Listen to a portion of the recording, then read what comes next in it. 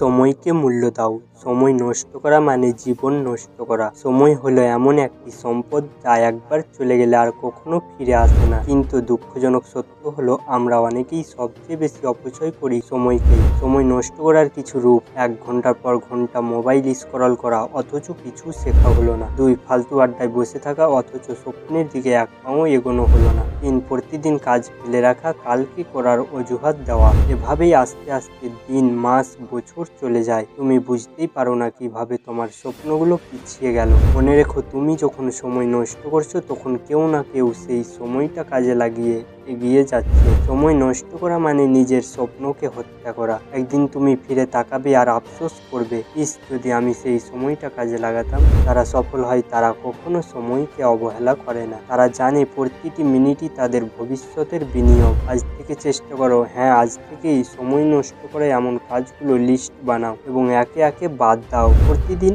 অন্তত 1 ঘন্টা নিজের উন্নতিতে ব্যয় করো। অলসতার সাথে যুদ্ধ করো, কারণ অলসতা হলো সময় নষ্ট করার সবচেয়ে বড় কারণ। মনে রেখো, সময়ের দাম টাকা দিয়ে মাপা যায় না। সময় একবার চলে গেলে আর কোনো শক্তিই তা ফিরিয়ে আনতে পারে না। আজই সিদ্ধান্ত নাও, আমি আমার সময় নষ্ট করব না। আমি প্রতিটি মুহূর্তকে কাজে লাগিয়ে আমার স্বপ্ন পূরণ করব। কারণ সময়কে নষ্ট করা মানে নিজের জীবনকেই নষ্ট করা।